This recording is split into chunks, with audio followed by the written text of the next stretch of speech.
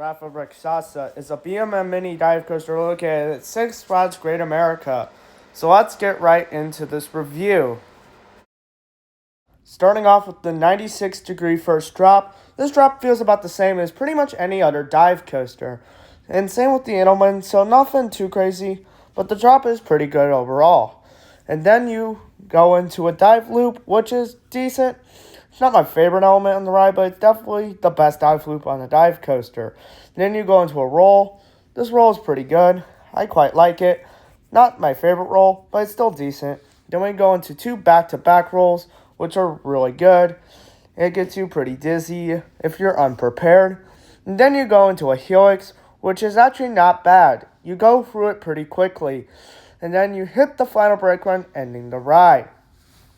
This ride is pretty short, but it is pretty good. It's got 5 inversions, the most on any dive coaster, and it's pretty consistent too. It doesn't have a mid-course, so it doesn't have any dead spots on the ride, which is pretty good compared to most other BMM dive coasters. I quite appreciate that. There is one thing I'll say about this ride. The only criticism I have with it is that this ride has a rattle. It's not super noticeable, but if you're like me, you're probably going to notice the rattle. But it's not too bad. It doesn't take away from the ride experience. It's just something to notice about this brand new roller coaster. I also like the vest restraints a lot better than some of the other dive coasters. They're a lot more open and flexible than some of BMM's older coasters, like X-Flight across the Midway.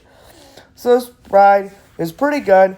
I'm going to give it an 8 out of 10. I think this ride's pretty good. I'd say it's my favorite dive coaster. It definitely stands out compared to some of the other dive coasters.